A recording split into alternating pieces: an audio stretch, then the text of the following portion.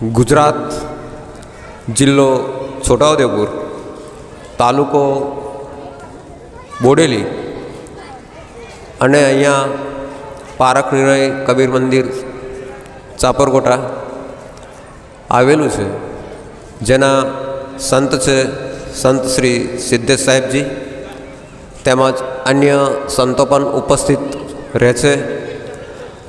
આ એક પવિત્ર અને ધાર્મિક સ્થળ છે.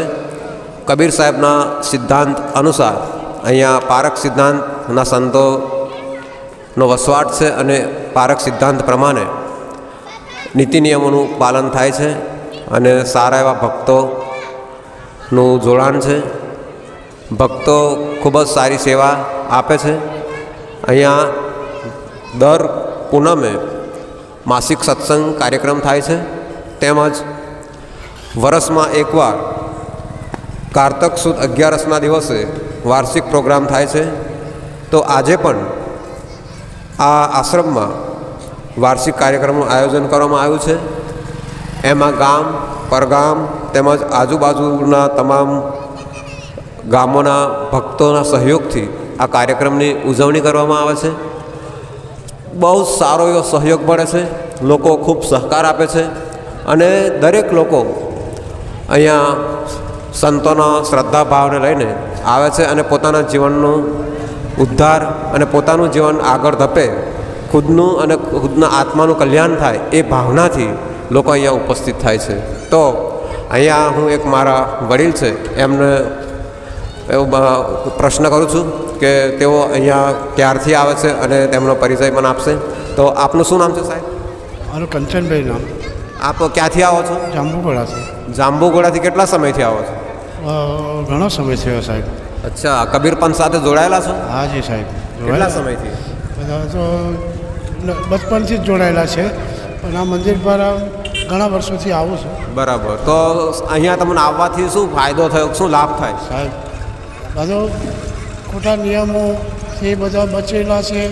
પછી આવો તે બધા આપણા નીતિ નિયમો લાભ તો બીજો શું આપણને મળે કે આપણો પરિવાર સુખી રહે અને શાંતિ મળે, એ જ આપણો લાભ. વાહ વાહ. જીવનમાં શાંતિ, જે માણસ શાંતિની દોડમાં છે, આ દુનિયાભરના માણસો શાંતિની શોધમાં છે પણ શાંતિ મળતી નથી, તો સંતોના સાનિધ્યમાં જઈએ ત્યારે શાંતિ મળે એવો એમને કહેવાનો ભાવ છે. ખૂબ ખૂબ ધન્યવાદ આપ સાહેબને. તો તમે ઘેરે તમારા બીજે શું એવી સૂચના આપશો કે સંતોના ચરણોમાં જવું જોઈએ કે કેમ? સાહેબ સંતોના ચરણમાં જવા તો મહાસુખ મળે આપણને, આપણું પરિવર્તન આખું પલટી જાય. એટલે સંતોના સાનિધ્યમાં રહેવા જરૂરી છે. અને આમાં તો વિષય છે ભજનનો, કલાકાર જેવો લોકો માને છે મને, પણ અને ધર્મનો સંદેશો પહોંચાડીએ છીએ અને પ્રચાર કરીએ છીએ. સાહેબ એક મને તમારો સરસ મને લાગે, તમે સારા કલાકાર હું પણ જાણું છું, તો એક પંક્તિ સંભળાવો કોઈ ભજનની, કોઈ પણ ભજનની, તો મને લોકો પણ જાણશે કે ખબર પડે કે કંચનદાસ સાહેબ સરસ ભજનના ગાયક છે. તો એક પંક્તિ સંભળાવો.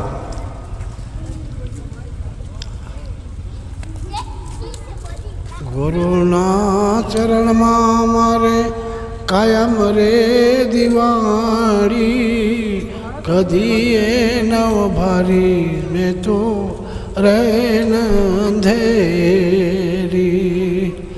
કદી એ નવ ભારી સંતો રે અંધેરી. વાહ વાહ વાહ, બહુ સરસ, બહુ સરસ, બહુ સરસ, બહુ સરસ. સાહેબ સાહેબ આપ ક્યાંથી પધાર્યા છો? અમે ટીમ્બીથી આવ્યા. ટીમ્બીથી? ટીમ્બીથી. ટીમ્બી અહીંયાથી કેટલું દૂર સાહેબ? અહીંયાથી લગભગ 3 કિલોમીટર. 3 કિલોમીટર, બરાબર. તો શું હેતુ, કયા હેતુથી આવ્યા? બાપજીના દર્શન માટે અને ભજન ભાવમાં. તો ભજન ભાવથી આપણને શું ફાયદો થાય કે? બહુ સરસ, આત્માને શાંતિ મળી જાય. બરાબર, બિલકુલ. સંતોના દર્શન કરવાથી બહુ સરસ સુખ અને પ્રફુલ્લિત બની જવાય છે. આત્મા બની જવાય. દયા સમાજના માટે આ જરૂરી છે કે કેવું? તમને સમાજ માટે જરૂરી છે, ખાસ જરૂરી છે સમાજ માટે. આ નવા યુવા પેઢી માટે તો ખાસ જરૂરી છે. નવી પેઢી આ વાત સાહેબ ધન્યવાદ સાહેબ, ધન્યવાદ સાહેબ. આગળ જઈ રહ્યા છીએ. આગળ પણ ઘણા બધા ભક્તો ઊભા છે. આગળ આશ્રમ છે, આશ્રમની બાજુમાં પરિસર છે, ત્યાં જમવાની વ્યવસ્થા કરવામાં આવી છે. તો આપણે આગળ જઈએ તે પહેલાં અમારા ભક્તો આગળ ઊભા છે, તો એમને પણ આપણે બે પ્રશ્ન પૂછીએ કે સાહેબ તમે ક્યાંથી આવો છો? સિંગપુર, સિંગપુર ક્યાં આવ્યું સાહેબ? હાલોલ તાલુકો. અચ્છા, હાલોલ તાલુકો. તો ખાસ જો ને 20-25 કિલોમીટર દૂર થયું હોય તો. ના, વધારે ને. વધારે સાહેબ, બરાબર. તો કબીર પંથમાં તમે ક્યારથી જોડાયા છો સાહેબ? અમારા બાપ દાદા. અચ્છા, બાપ દાદાથી છો એમ ને, બરાબર. આપના ગુરુનું નામ સાહેબ બતાવશો? ભીતર સાહેબ. અચ્છા, ભીતર સાહેબ. બહુ બહુ બહુ હા હા, એમ ખેલદિલીવાળા સાહેબ. અને દ્રષ્ટાંતમાં હસી ખુશીમાં એમનું પ્રવચન એટલે આત્મકલ્યાણની વાત ઠોસ દરજાની છે. બરાબર. તો તમને કેવું લાગે કાર્યક્રમમાં જવાથી કે? સારું છે, સારું. અચ્છા, બરાબર, સારું. તો ઘરે પરિવારમાં ભક્તિનો ભાવ બધું સારું છે. અચ્છા, એવું ભક્તિ કરે છે ખરા? ભક્તિ કરે ને. બરાબર, સરસ સરસ. હા. સાહેબ ને સાહેબ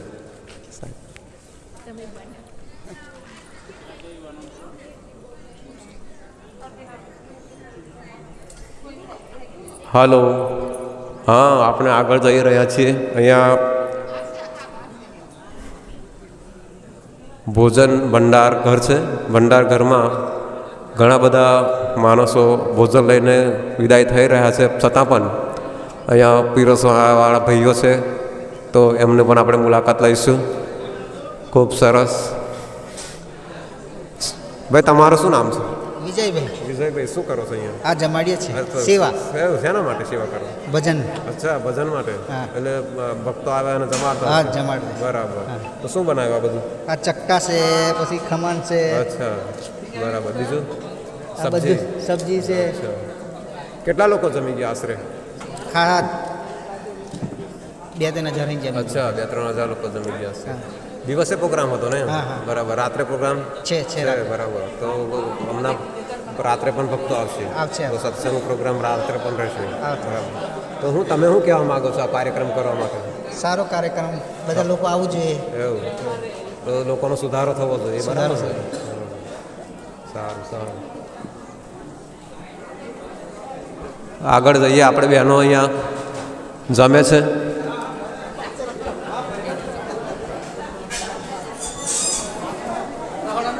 બહેનો જમી રહી છે. અહીંયા ભક્તો પણ જમી રહ્યા છે.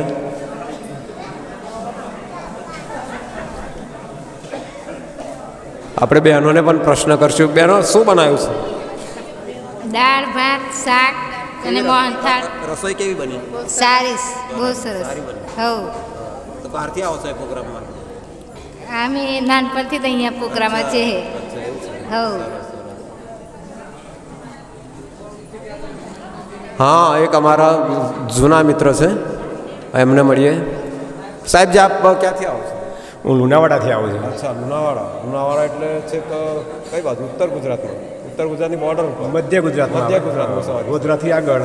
અચ્છા. મહીસાગર જિલ્લાની અંદર આવી છે. તો કેટલા સમયથી અહીંયા આવો છો? અહીંયા હું 35 વર્ષથી આવું છું. અચ્છા, તો પહેલાં અહીંયા કોણ હતું? કોણ અહીંયા શરૂઆતમાં જ્ઞાન પ્રકાશ સાહેબ હતા. અચ્છા, તો આશ્રમની શરૂઆત જ્ઞાન પ્રકાશ સાહેબે કરી હતી? જી. એમના પ્રયાસ થકી આ ગામની અંદર આ આશ્રમ તૈયાર થયો અને ધીમે ધીમે આટલા સુધી પહોંચ્યો છે આજે. તમને કઈ રીતના પ્રેરણા મળી? તમે લુણાવાડામાં છો ને અહીંયા આવીને એકદમ કેમ અહીંયા? હું અહીંયા હાલોલ તાલુકાના શિવરાજપુર નજીકના નવી ભાટ ગામે શિક્ષક તરીકે નોકરીમાં જોઈન્ટ થયો. ત્યાર પછી ત્યાંના જે મંડળ હતું કબીર મંડળ, એમના સહયોગ થકી, સહકાર થકી આ વિસ્તારની અંદર મારી મુલાકાત થઈ અને મને કબીર સંપ્રદાયનું જ્ઞાન મળ્યું, પંથમાં જોડાવાની મને તક મળી અને તકને મેં ઝડપી લીધી અને જીવનને સાર્થક કરવા માટે દર પૂનમે અથવા આવા જ્યારે પ્રોગ્રામ હોય ત્યારે અવશ્ય પરિવાર પધારીએ છીએ. અચ્છા, તો તમે પહેલાં કયા સંપ્રદાયમાં? હું પહેલાં મારા ગામની અંદર રામદેવજી મહારાજના પાટોત્સવ થાય, બીજના પાટોત્સવ થાય ત્યારે એમાં જતા હતા. ગામમાં આજુબાજુમાં થાય ત્યાં જતાં, પણ જ્યારે શિક્ષકની નોકરી મળી ત્યારે આ વિસ્તારની અંદર આ કબીર સાહેબનું સરસ જ્ઞાન મળ્યું. તમને કેવું લાગે કબીર સાહેબના સિદ્ધાંત જ્ઞાન? કબીર સાહેબના સિદ્ધાંતને જ્ઞાન જીવનમાં ઉતારવા જેવું છે. સ્પષ્ટ વાત છે એમની. માણસ જીવનની સાર્થકતા એમની બીજકના ગ્રંથ ઉપરથી આપણને જાણવા મળે છે અને એમનું બીજકની જે સાખીઓ છે એ જીવનમાં ઘણું બધું શીખવી જાય છે અને જીવનમાં પરિવર્તન આવી શકે છે.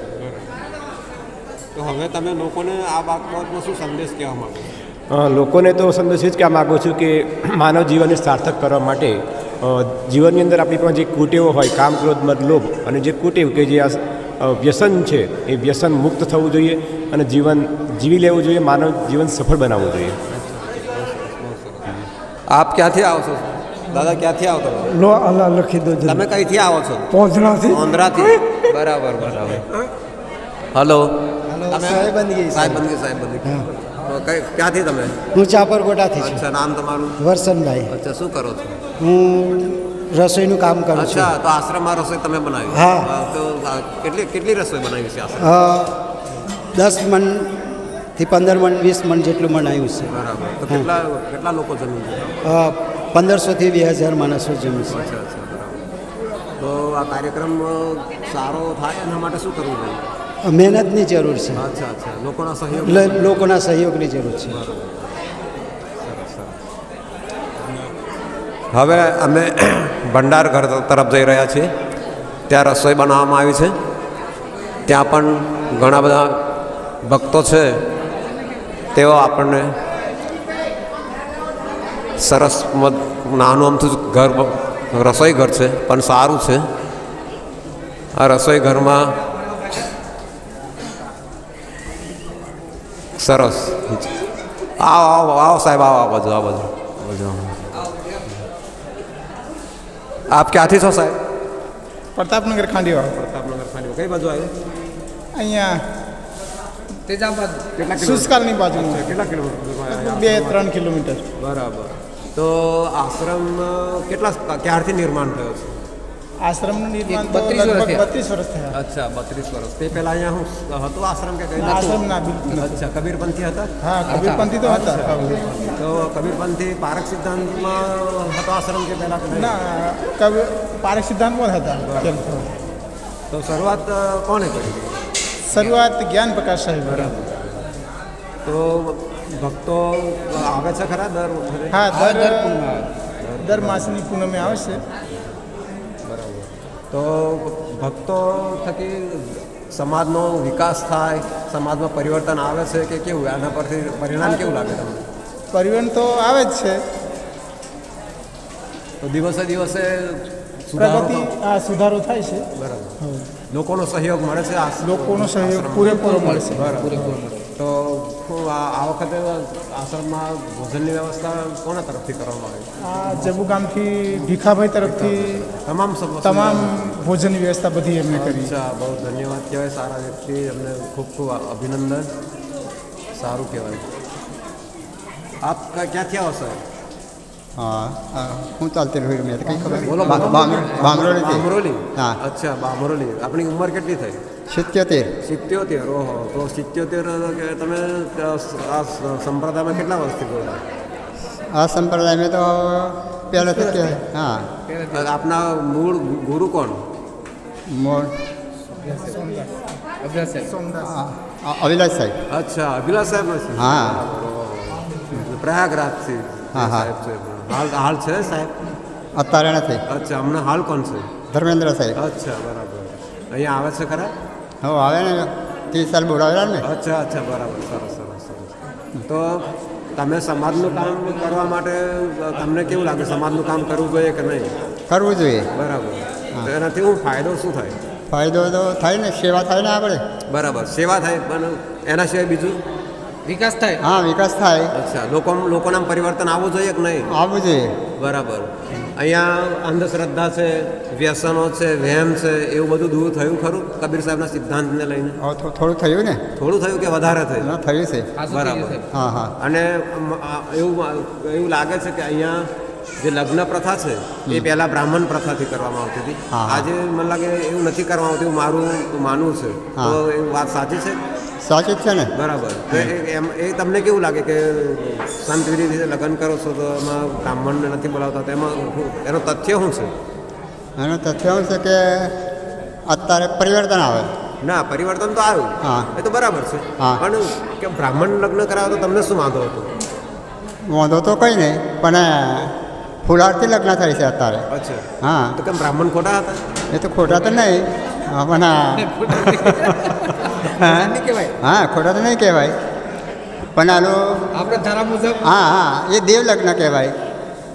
હા. તો મેં એવું સાંભળ્યું છે કે કબીર સાહેબના સિદ્ધાંત મુજબ જે ભ્રમ છે ભ્રમને કાઢવો જોઈએ હા, હા. એ તમે કાઢ્યો હોય એવું મારું માનવું હા, હા, હા. એટલે બ્રાહ્મણ દૂર કરો. હા, હા, બરાબર હા. કોઈ વિધિ વિધાન કરવાથી કોઈનું કલ્યાણ કે હિત કે અહિત થતું નથી પરંતુ લોકોની ભાવનાને લઈને હિત અહિત થાય છે કે એના કર્મો લઈને હિત અહિત થાય છે એ હિસાબે કદાચ આ લગ્ન દેવ લગ્ન તરીકે તમે માનતા હશો અને ફુલહાર વિધિ કરતા હશો બરાબર ને બરાબર તો તમે આટલું તમારું આયુષ્ય પૂરું થયું તો તમને કેવું લાગે કે આ સમાજમાં પરિવર્તન થયું છે કે નથી થયું કે થવું જોઈએ કે કેવું લાગે પરિવર્તન થયું છે ને અને થવું જોઈએ. બરાબર હા, થવું જોઈએ અને થયું છે. તો તમે કબીર સાહેબના જ્ઞાન વિશે બીજા કોઈ વિશે કંઈ જાણો છો બીજા તમને અભ્યાસ કર્યો છે ખરા નિહારે નથી જાત પછી કઈ અચ્છા છતાં કંઈક તો આવડતું હશે કોઈ સાખી સંબંધ આપો. હા હા એવું આવડે બોલો, થોડું. બોલો, કોઈ એક સાખી બોલો સાહેબજી હા સાખી હા જે ખોજ તો કલ્પો ગયા બરાબર વાહ જે ખોજત તો કલ્પો ગયા ઘટસે મોહી મૂર જી જી ઘટ સમય બાટી ગપ ઘુમાના તાતે પડી ગઈ દૂર બરાબર સત્યને શોધતો શોધતો આ કલ્પો વીતી ગયા. હાજી હાજી કંઈક પણ ભાગ્યમાં આ મનુષ્ય અવતાર મળી ગયો અચ્છા અચ્છા બરાબર એમ એટલે કલ્પો વીતી ગયા કંઈક પણ ભાગ્યમાં આ મનુષ્ય અવતાર મળી ગયો બરાબર એટલે સત્યને શોધતો શોધતો કલ્પો વીતી ગયા એમ. બરાબર તો કંઈક પણ આ જીવનમાં કલ્યાણ કરવાની જરૂર છે. બરાબર એટલે આ ખરેખર આ સંપ્રદાય લોક કલ્યાણનું કરવાનો એક સિદ્ધાંત છે હા. આત્મકલ્યાણની વાત કરીએ તો પોતાના આત્માનું કલ્યાણ અને સમાજનું કલ્યાણ એવી સારી અને શુભ ભાવનાથી આ કાર્યક્રમમાં યોજવામાં આવે છે બરાબર ને અચ્છા સાહેબ આપનું શું નામ? બોલો બોલો એમાં કોઈ સાખી બોલ હા સાખી બોલ સાખી બોલ अच्छा भोजन वाला तो भाई वो भोजन वाला भाई चला गया क्या હા आज लोग भीखा भाई ये लोग का परिवार था तो नहीं લગભગ અંદર હોય તો અચ્છા ઠીક છે આશ્રમમાં અમે જઈએ છીએ આશ્રમમાં કંઈ અંદરના ભાગમાં આશ્રમમાં અંદર પ્રવેશ કરીએ છીએ જોઈએ આશ્રમ કેવો છે આ આશ્રમનો સભાખંડ છે અહીંયા પૂનમમાં કાર્યક્રમ કરવામાં આવે છે અહીંયા સંતોનું આસન રાખવામાં આવે છે સંતો બિરાજમાન થાય છે અહીંયા સદગુરુ શ્રી કબીર સાહેબનો ફોટો છે બાજુમાં શ્રી અભિલાષ સાહેબ પ્રયાગરાજ એમના બાજુમાં જ્ઞાન પ્રકાશ સાહેબ જેવા આ સંસ્થાના સ્થાપક છે અને સ્થાનિક અહીંયા ગુજરાતના આ તાલુકાના રહેવાસી છે એમને ખૂબ મહેનત કરીને આ સંસ્થાનું નિર્માણ કર્યું છે. હા અમારા ભાઈશ્રી આજનું ભોજન એમના તરફથી છે તો એમને આપણે નિવેદન કરીએ કે બે શબ્દ કહેશે. શ્રી આપનું સાહેબ નામ બતાવો. રંજીત રંજીતભાઈ ભીખાભાઈ બારિયા ક્યાં જબુ ગામ રહેવાનું છે. અહીંયાથી કેટલું દૂર? અહીંથી 2 કિલોમીટર દૂર છે. અચ્છા તો તમે આ આશ્રમમાં ભોજન આજના ભંડારાની વ્યવસ્થા કરી છે બરાબર તો તમને એવી પ્રેરણા કેમ મળી કે મારે આ વસ્તુ કરવી છે? કબીર સાહેબની કૃપાથી થયું બધું આ અચ્છા. નહીં તો આપણે એકલું કામ નહીં અને બધા સાથ સહકારથી થયું છે. બરાબર બરાબર ના પણ તમને એમ જીવનમાં એમ કેમ થયું કે મારે આ કરવું છે? કરવું છે બસ એમ જ ઈચ્છા થઈ ગઈ હતી. અચ્છા, આવા અચ્છા. તો તમે- આનંદ થાય છે બહુ. અચ્છા તો હા. ઘર પરિવારમાં તમને એમ કેવું લાગે કે આ સારું લાગે કરવી સારું જોઈએ કે- ભક્તિ કરવી જોઈએ. બરાબર હા. પરિવારમાં કોણ કોણ છે? મમ્મી પપ્પા છે, 2 અચ્છા. છોકરીઓ છે. અચ્છા. હા. બધા સાથે રહો? સાવ સાથે જ જોડે રહીએ છીએ. અચ્છા. હા. બરાબર હા. તો સંતો પ્રત્યે આપનો દયાભાવ સંતો હા. આપણા પ્રત્યે દયાભાવ હા. એકબીજાના સંગઠન સંગઠનમાં રહેવું જ પડે. હા. સરસ સરસ ખૂબ ખૂબ ધન્યવાદ આપે આ કાર્યક્રમને સફળ બનાવવા માટે આટલી જહેમત ઉઠાવી હા, સાહેબ. ખૂબ ખૂબ સાહેબ સાહેબ હવે આપણે આગળ જઈએ અહીંયા બહેનો પણ ઉપસ્થિત છે આપણે બહેનો બેન આપનું નામ શું છે? મારું નામ બારિયા ડિમ્પલ રણજીત. હા ડિમ્પલબેન અચ્છા હા. રણજીતભાઈનું ઘર છે. અચ્છા તો જમ્મુ ગામથી આવ્યા છો. હા તો તમે કેટલી વખત અહીંયા આવ્યા કાર્યક્રમમાં? આ કાર્યક્રમમાં બીજી વખત આવી બીજી છે. વખત આવ્યા હા. બરાબર તો કેવું લાગ્યું તમને કાર્યક્રમમાં આવવાનું? સારું લાગે છે. અચ્છા હમ. તો ફરી કાર્યક્રમમાં આવવું જોઈએ જવું જોઈએ કે તમને કેવું લાગે છે? સારું લાગે છે પાછું આવવું જોઈએ. અચ્છા હા. તો ધર્મ સાથે જોડાઈને રહેવું જોઈએ કે કેમ? રહેવું જોઈએ. સમાજમાં પરિવર્તન આવે એવું લાગે તમને? હા. અચ્છા ઘરમાં પરિવર્તન આવે એવું લાગે? હા, લાગે. બાળકોને સંસ્કાર મળે એવું લાગે? મળે, હા. અચ્છા તો આ કાર્યક્રમોમાં જવું જોઈએ હા, જવું અને જોઈએ. લોકોની સેવા પણ કરવી જોઈએ સેવા કરવી જેટલું બને એટલું દાન પણ કરવું જોઈએ હા. બરાબર અચ્છા તો ફરી ક્યારે આવશો તમે કાર્યક્રમ થશે તો આવશો કેમ? હા આવશું. અચ્છા સાહેબ હા, સાહેબ સરસ સરસ બેન આપ બોલો શું શું તમને કેવું લાગ્યું આ કાર્યક્રમમાં આવવાથી? અમને સારું લાગ્યું. હા, અમે ભેસાવીથી આવીએ છીએ. અચ્છા, ભેસાવીથી આવો છો. હા, અમારા આ જબુગામ ભય થાય, અચ્છા, પિયર થાય. હા, અચ્છા, અચ્છા, હા, એટલે ભેસાવીથી આવીએ. હા, એટલે બહુ સારું લાગ્યું. હા, કબીરપંથ સાથે ક્યારથી જોડાયા? અમે તો અમારા ભેસાવી સાસુ સસરા બધા કબીરપંથી જ છે. કબીરપંથી છે, આખું ગામ લગભગ હા, હા, હા.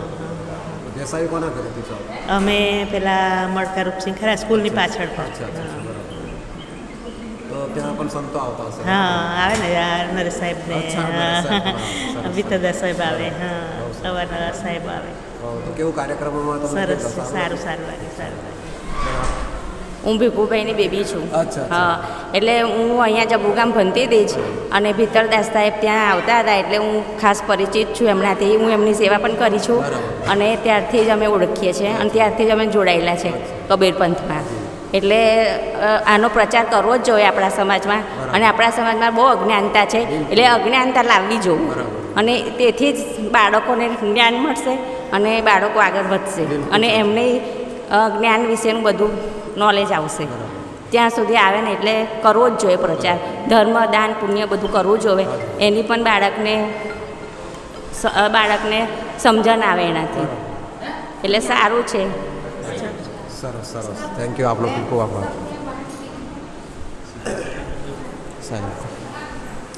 હવે આપણે સંતના રહેઠાણ તરફ જઈ રહ્યા છીએ અને પૂજ્ય સાહેબ જે અહીંયા ઉપસ્થિત છે, આપણે એમની સાથે પણ ચર્ચા કરીશું. તો અમારા ગુરુદેવ શ્રી સિદ્ધેશ સાહેબજી અહીંયા ઉપસ્થિત છે. તો સાહેબજી, આપ કેટલા સમયથી અહીંયા રહો છો? 16 વર્ષથી. અચ્છા, 16 વર્ષથી. તો તમને આ આશ્રમમાં આવવાથી કેવું લાગે છે? આ સ્થાનિક ભક્તો છે, આ ગામડાના જે પ્રજાજનો છે, એમના હૃદય ખૂબ કોમલ હોય છે, મન સાફ હોય છે અને મધુર હોય છે.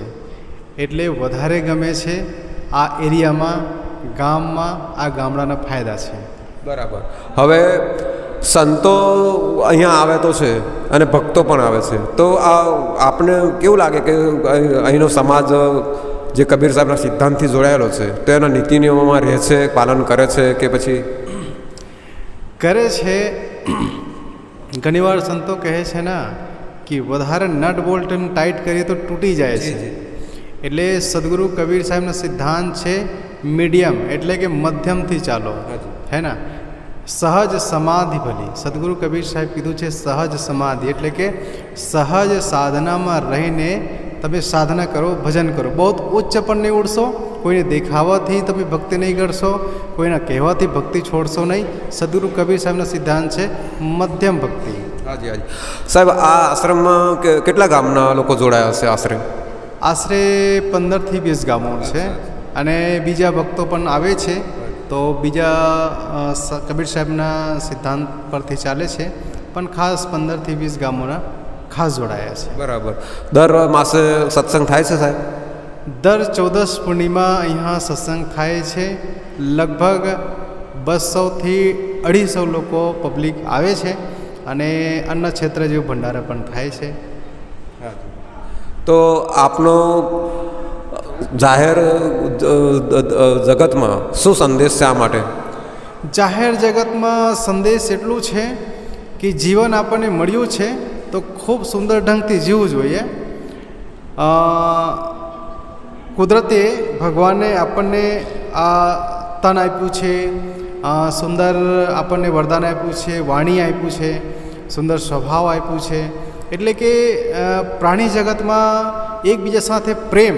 સદગુરુ કબીર સાહેબ સૌથી પહેલાં જ કીધું છે પ્રેમ, કે પ્રેમ પાટ કા ચોલના, મધુર વચન હૈ ઔષધિ. મતલબ અનેકો પ્રકારથી આ શરીરને અનેકો ગુણોના ખાણ કીધું છે.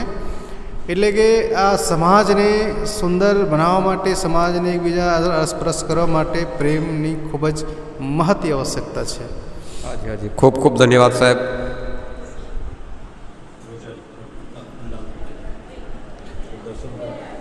હવે બહાર આશ્રમની બહાર જઈએ છીએ.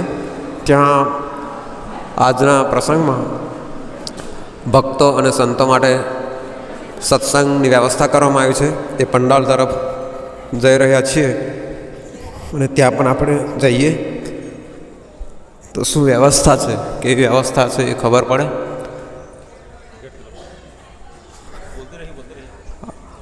અહીંયા ગામ ચાપરકોટા નાનું અમથું ગામ છે, પરંતુ જે આશ્રમ છે એ ગામની બરાબર વચમાં આવેલો છે, વચ્ચે છે. અને એવી સુંદર જગ્યા પણ છે. જગ્યા કાર્યક્રમ કરવા માટે એટલી પૂરતી છે. તો ઘણા બધા ભક્તો અહીંયા આવે છે. કેટલાક ચાલીને આવે છે, કેટલાક સાયકલ પર આવે છે, બાઇક ઉપર આવે છે, 4 વ્હીલ લઈને આવે છે. તો એમના માટે વ્યવસ્થા પણ કરવામાં આવી છે, જમવાની પણ વ્યવસ્થા છે. ખૂબ ખૂબ દૂરથી ભક્તો પધારે છે. તો અંદર આપણે પંડાલમાં જઈશું. ખૂબ સુંદર છે જગ્યા. અહીંયા મહાત્મા લોકો પણ આવે છે આ બાજુ. સંત મહાત્માઓ અહીંયા ઉપસ્થિત છે, એમને પણ આપણે જાણીશું કે साहब जी आप कहाँ से आ रहे हैं? हम बोर उतार तणखला। अच्छा, यहाँ पहले कब आए थे सर? 2-3 कई साल से आते रहते हैं हम यहाँ पे। अच्छा। जब से सदगुरु ज्ञान प्रकाश साहिब थे तब से हम आते रहते हैं। जी जी जी। हाँ, तो आपको निमंत्रण दिया था क्या सर? हाँ, साहिब ने निमंत्रण दिया था, सिद्धे साहिब ने। गांव बोमड़ी में कार्यक्रम था। हाँ। तो वहाँ साहिब जी आए थे, सिद्धे साहिब जी। हाँ। तो हमको आमंत्रण दिया, बोले साहिब जी आइए। तो ये विस्तार में आने के लिए आपको कैसा लगा? अच्छा। अरे ये विस्तार बहुत बढ़िया विस्तार है। यहाँ के महापुरुष भी अच्छे, गांव के लोग भी अच्छे, भक्तों लोग भी अच्छे, बहुत भाविक लोग हैं यहाँ के। बढ़िया अच्छा कार्यक्रम भी होता है और ऐसा होता है कि कायम हर साल आया करे। जी जी। ऐसा लोगों का, भक्तों का भाव ऐसा है। हाँ, इसके लिए बहुत अच्छा लगता है। सब संतों को यहाँ के लोग सेवा करते हैं क्या? हाँ, सभी संतों की सेवा करते हैं भक्तों लोग। भक्तों लोग पीछे नहीं हटते। जी। तो आप क्या संदेश देना चाहते हैं सर? बस वही संदेश है कि यहाँ भक्ति भाव का जत्रा होती है, यात्रा होती है। यहाँ पर लोग आवे, भक्ति भाव होता है यहाँ। अच्छे सत्संग ज्ञान मिले सबको और अपना मार्ग अच्छा बनावे, जीवन अच्छा के प्रेरणा मिले, जीवन को अच्छा जीने की। हाँ, तो ज्ञान मिलने से क्या है, अपने बाल बच्चों को भी अपने अच्छे अच्छे संस्कार मिले। संस्कार मिलने से घर में जो क्लेश होता है वो क्लेश न होवे, जीवन अपना अच्छा जावे। ठीक है, धन्यवाद साहब। साहब आप कहाँ से हो? मैं पादरा तालुका में नरसीपुरा, कबीर आश्रम नरसीपुरा। जी। हाँ। अच्छा, कब से यहाँ आते हो? यहाँ तो जब श्री ज्ञान प्रकाश साहिब जी थे तब से, क्योंकि वो पहले कार्यक्रम में अड़ास आया करते थे। जी। और अड़ास में मुझे कम से कम उनसे बहुत गहरी मित्रता थी। जी। क्योंकि वो भी पहले ओशो के बहुत अभ्यासी थे। हाँ जी, वो सही बात। और मैं भी ओशो को पहले से अभ्यासी हूँ। अच्छा अच्छा। आज हूँ चेत गवार पलटू साहेब पे एसो रजनीश जी ने बोला, इसके पे हमारे बहुत चर्चा चल रही साहब जी। ओशो और कबीर वो दोनों के बीच में क्या तफावत? तफावत तो बहुत कुछ है। इसमें क्या है कि जो ओशो का ज्ञान जो है, ओशो की जो विचारधारा है, ओशो का जो निर्णय हो कैसा है, जिस पल्ले में वो बैठता है उसी की बात करता है। गीता पे बोलेंगे तो गीता की पूरी बात करेंगे। कबीर साहिब के ऊपर बोलेंगे तो सदगुरु कबीर साहिब को इसने क्या माना है कि संत सम्राट सदगुरु कबीर साहिब जैसे महापुरुष दुनिया में और नहीं हुए। सबसे श्रेष्ठ पदवी सदगुरु कबीर साहिब ने दिया है। ओशो ने बहुत कुछ सदगुरु कबीर साहिब पे भी बोला है। तो तब से मुझे ये ज्ञान प्रकाश साहिब जी से तालमेल इतना, मुझे कई बार बोला। अच्छा। क्योंकि साहिब जी को डायबिटीज़ थे। जी जी। तो वो कहा करते थे तुम मेरे पास आ जाओ। उस समय मैं भ्रमण करता था। क्योंकि गुजरात से लेकर काठमांडू नेपाल तक भ्रमण करता था और कार्यक्रम में इकट्ठा हुआ करते थे। ऐसे तो जानते हैं साहब ज्ञान प्रकाश साहब वो अच्छे ज्ञानी थे और समाज के धुरंधर थे। जी। तो आपको कैसा लगा? नहीं, संत बड़े थे, सब कुछ बढ़िया था, उसमें कोई कमी नहीं थी। क्योंकि वो महापुरुष, हर एक महापुरुष अपने अपने ढंग से जीवन जीते थे। हाँ। लेकिन मुझे आग्रह बहुत किया, लेकिन उस समय मेरा कोई निर्णय नहीं था कि मैं यहाँ इस जगह पर ठहरूँ। क्योंकि मैंने उस समय में घर छोड़ने के बाद हमने कोबा में, ये गांधीनगर के जो कोबा सर्कल है वहाँ आश्रम है, और वो आश्रम में हमने कई कम से कम 12-13 साल रहा और 12-13 साल रहकर थोड़ा मोड़ा कुछ विकास किया। तो भ्रमण करते समय यहाँ आया करते थे मूल दर में ज़्यादातर साहेब जी से, तो वहाँ भी हमारे मुलाकात होती रहती थी। हम वहाँ से मूल दर से कभी पैदल भी आए हैं यहाँ घूमने के लिए, सवेरे घूमते घूमते यहाँ आ जाते। तो पहले ऐसी सुविधा थी साहब? नहीं, सुविधा में तो बहुत कमी थी, लेकिन इसके साहब के साथ में वो एक छवि साहब कहते थे, मालूम है? वो भी यहाँ रह चुके हैं। प्रीतम साहब रहे, प्रीतम साहब भी रहे, छवि साहब रहे। हाँ, लेकिन ये सिद्धेश साहब को आने के बाद यहाँ के प्रकाश में देखो तो 4 चांद लग गए संतों की सेवा में। और सिद्धेश साहब की जो वाणी है ना, वो जैसे यहाँ छत्तीसगढ़ में जो कार्यक्रम चलता है ना, वैसे ढंग से यहाँ कार्यक्रम चलते हैं। क्योंकि मैंने छत्तीसगढ़ में भी घूमा हूँ, क्योंकि भारत में श्री ज्ञान साहेब जी के साथ में और प्रांतों में भी हर जगह पर घूमा हूँ, कि साहेब जी के साथ में भी रहा। तो यहाँ के जो भक्त समाज है, मेरा तो कहना है एक जो भक्त समाज है ना, वो इस प्रकार से बंधे रहे। क्योंकि धीरे धीरे जैसे जैसे समय जाता है ना, तो समाज टूटता जाता है और उसी में फूट पड़ती है। कैसे? कभी अभी हम पुमड़ी में थे, मोटी पुमड़ी में कार्यक्रम थे, वहाँ श्री स्वामीनारायण संतो भी पधारे थे। तो उसी समय में उनके प्रवचन कार्यक्रम ख़त्म हुआ और वो जब जाने लगे, अपने संतों का कार्यक्रम नहीं शुरू हुआ था, वहाँ संतों को बोलने नहीं दिया था शाम को, पहले उन लोगों को दिया। तो जैसे उनको विदाई देने में सारे भक्त उठकर वही तरफ चले गए। फिर बाद में पंडाल सुना सुना हो गया। फिर संतों ने प्रवचन भी किया, लेकिन बहुत मुझे ये लगता है कि धीरे धीरे धीरे ये कबीर पंथ समाज से लोग टूटते जा रहे हैं। ये नहीं होना, क्योंकि दुनिया के अंदर में सर्वश्रेष्ठ ज्ञान देखो तो सदगुरु कबीर साहब की जो पारख विचारधारा है ना, ये अकाट्य है, इसी का कोई निषेध नहीं कर सकते। तो साहब जी ऐसे लगता है टूट रहे हैं, तो उस कुछ कमी तो होगी। उसमें कमी क्या है ये बताऊं। जो भक्त समाज आते उनकी सेवा भावना बहुत कुछ श्रद्धा से आते हैं, जाते हैं, लेकिन जो गहराई में जाना चाहिए, हमारे संतों के आज मैंने प्रवचन सबके सुने, एक संतों को नहीं सबके सुने, तो सभी संत महापुरुषों ने अपने अपने ढंग से वो बातें बताई गई। लेकिन जो भक्तों के दिमाग में गहराई से जो जड़ और चेतन के जो विभाजन अलग अलग है, और अलग अलग विभाजन का उनको बोध नहीं हुआ। जब तक हमको जीवन में जड़ का बोध ना हो, तब तक चेतन का बोध नहीं होता।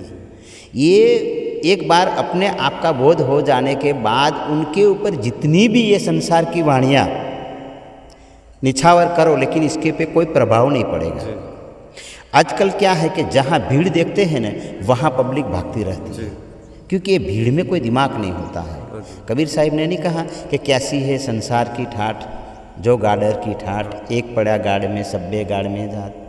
बोले कि वहाँ बहुत कुछ है, तो सब वही तरफ। लेकिन जो साधु संत अपने भक्तों से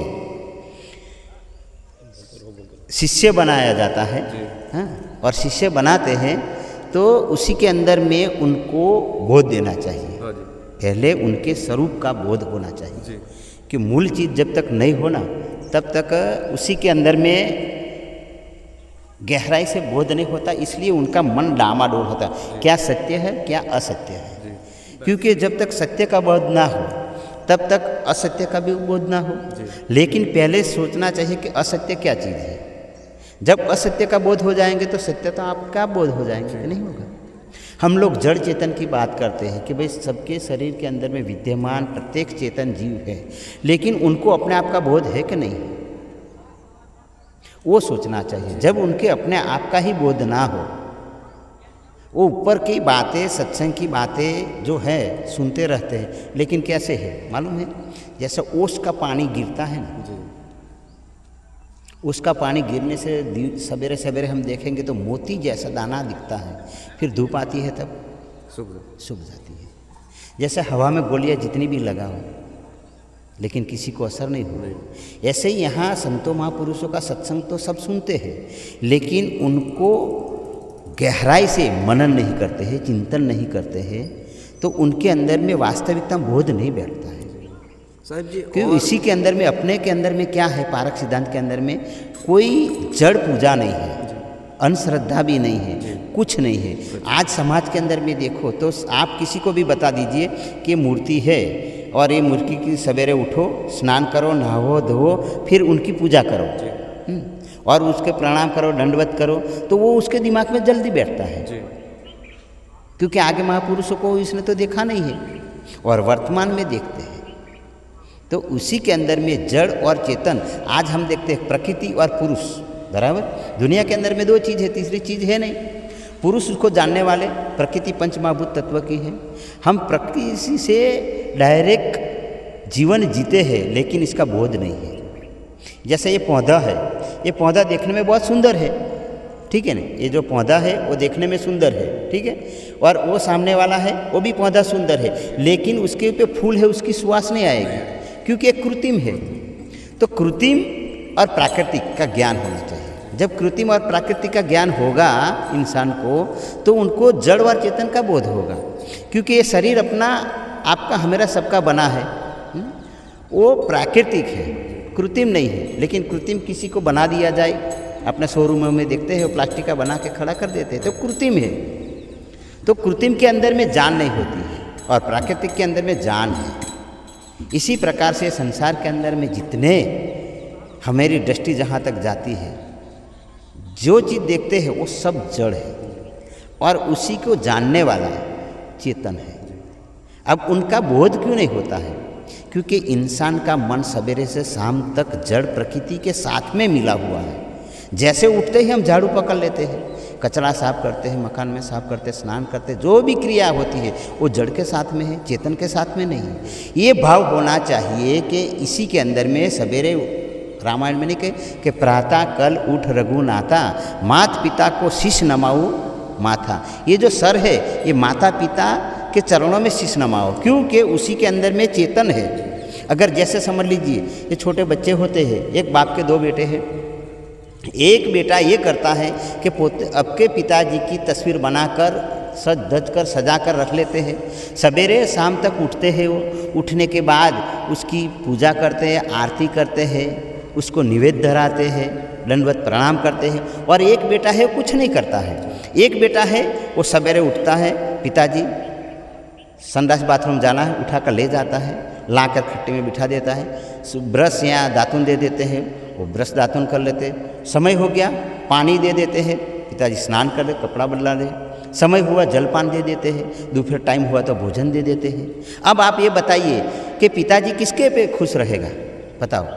जो सब कुछ काम करता है उसका, और वो पूजा तो वही भी करता है और ये भी पूजा करता है। लेकिन वो क्या, जैसे आपने जड़ और चेतन की बात बताई, जड़ की तो पूजा करता वो सवेरे से शाम तक 4 बजे उठकर वो अपने पिताजी के फोटो है उसकी सेवा करते। लेकिन ये फोटा कभी आशीर्वाद नहीं देने वाला। ये प्रत्येक जो पिताजी है उसके अंदर में जान है, वही आशीर्वाद देगा। उनके आशीर्वाद से ही वो सुखी, शांति और सारे सुसंस्कार परिवार बनते हैं।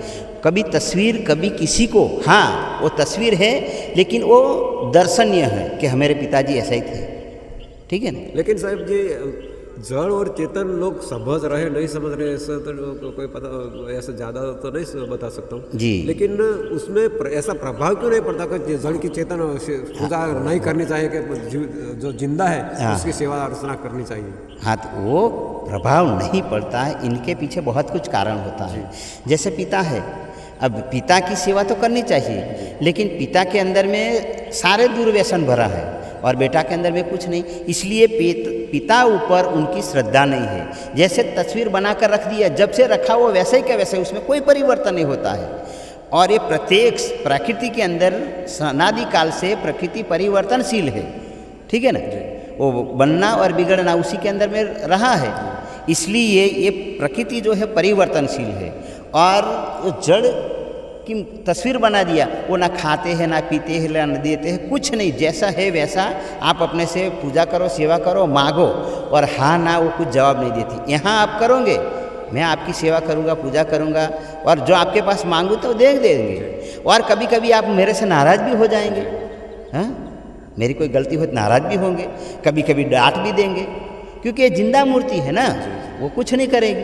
इसके लिए जो कुछ नहीं करती, इसके पे श्रद्धा बनी रहती, और उसी के अंदर में मन जो होता है डामाडोल होता है, क्योंकि मन के अंदर में डरता नहीं है। लेकिन ये नहीं समझता है, संसार के अंदर में शिष्य ये नहीं समझता है कि कबीर साहिब जी जैसे महापुरुषों ने, और कबीर साहिब जैसे महापुरुष को आज किसी ने उदाहरण दिया था, को एक शिष्य वहाँ आश्रम में मिलने आ रहा था कबीर साहिब जी से कंठीबोध लेने के, ऐसे समझ लीजिए। तो कबीर साहिब जी बैठे बैठे एक पेड़ के नीचे ध्यान करते थे। हम तो ये सोचना चाहिए कबीर साहिब किसका ध्यान करते होंगे? ध्यान तो सभी करते हैं, ध्यान किसका करते हैं ये? तो कबीर साहिब जी वहाँ बैठे बैठे ध्यान कर रहे थे, और किसी ने आके, उस शिष्य ने जाते समय सोचा कि कभी रास्ता में बैठे तो सिर में टपली मार दिया गया और चला गया, और जाकर कहा कि वहाँ आश्रम में कि कबीर साहिब जी कहाँ हैं? तो बोले कि ये यहाँ तो नहीं है, आपको रास्ते में नहीं मिला, वो तो वो पेड़ के नीचे ध्यान कर रहे होंगे। अब जब जाकर बाद में उनको बहुत प्राश्चित हुआ अंदर से कि सदगुरु कबीर साहिब जी को, जिसको मैं मिलने आया, जिनके मैं गुरु करने आया, और उसी को मैंने ये किया, ऐसा व्यवहार किया। जब आया तब वहाँ चरणों में गिरा, कहा कि मुझे माफ़ कर दीजिए, मेरे में ना बुद्धि है ना ज्ञान है। बोले कि आपकी कोई गलती नहीं है, आपने बहुत अच्छा किया, क्योंकि पानी पीजिए छान के, गुरु करिए जान अनुभव के। क्योंकि जैसे किसी के यहाँ बर्तन लेने जाते हैं, मिट्टी का बर्तन 4 बार टकोरते हैं और फिर बर्तन लेते हैं कि नहीं? ऐसे तो खरीद नहीं लेते हैं, हर कोई चीज़ खरीदने पहले से पारख करते हैं।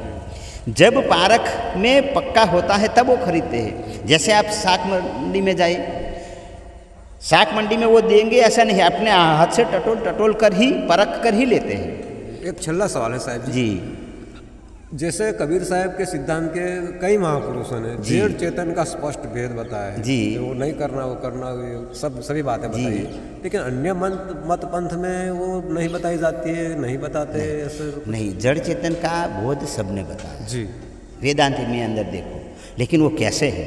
जैसे आपको चावल दाल दे दिया मैंने, साफ कीजिए, तो आपने चावल अलग कर दिया, कंकर अलग कर दिया, जीव जंतु अलग कर दिया, अलग तो कर दिया, लेकिन शाम के टाइम पे जब साफ हो गया बाद में एक कर दिया, बस इतना फर्क है कि जड़ चेतन मिश्रित कर दिया। हाँ, जड़ से चेतन और चेतन से जड़ अनादिकाल से चलता है, वो मिक्स कर दिया। अहम ब्रह्मास्मि, मैं ही ब्रह्म हूँ, खलीलम ब्रह्म, जगत ब्रह्म स्वरूप है। बस वही आके रुक गए। कबीर साहेब ही इसका विवेक किया कि ये जड़ भी चीज़ अलग है और चेतन है। जड़ के अंदर में जानपन नहीं है, जड़ के अंदर में जीवन है। कैसे? जैसे पेड़ पौधा है, अब ये हरा भरा रहता है, फल देता है, खिलता है, ये प्रकृति का नियम है। प्रकृति अनादिकाल से परिवर्तनशील है, अस्थाई नहीं है, ठीक है ना?